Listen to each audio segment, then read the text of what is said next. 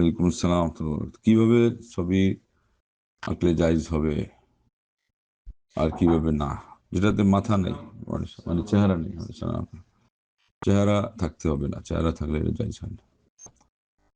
আর ওইটাই বলা হয়েছে, তাই যা বলছে হাদিসে আসছে যে সূরা মানে হলো মাথা, মাথা দিয়ে উদ্দেশ্য হলো আবার চেহারা। এই জন্য পিছনের অংশ দিয়ে যদি ছবি তুলে, যেমন কাবা ঘরের অনেকে ছবি তুলে, হাজিদের ছবি তুলে, তখন যদি পিছনের অংশ দিয়ে তুলে, অথবা চেহারা তোলার পর এটাকে ড্যামেজ করে দেয়, চোখের এবং নাকের এই যে আলাদা যে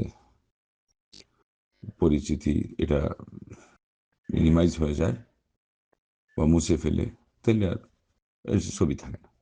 আমাদের অনেকে গলা বিচ্ছিন্ন করে দেয় কোনো কিছু দিয়ে, এটার দরকার হয় না। চেহারাটা ড্যামেজ করলেই হয়ে গেল, জানি চেহারা বোঝা যাবে না, তো এটা চেহারা এগুলো বলা হলো এগুলো, তাহলে এটা ছবির থেকে আলাদা হয়ে গেল।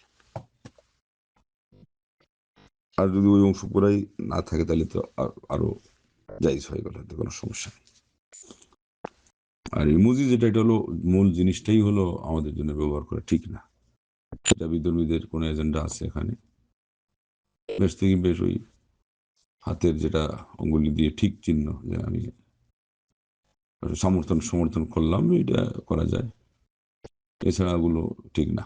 বিশেষ করে চেহারা এর সাথে সম্পৃক্ত করে যেগুলো, ওটাতে তাদের অন্যান্য উদ্দেশ্য আছে, খারাপ উদ্দেশ্য।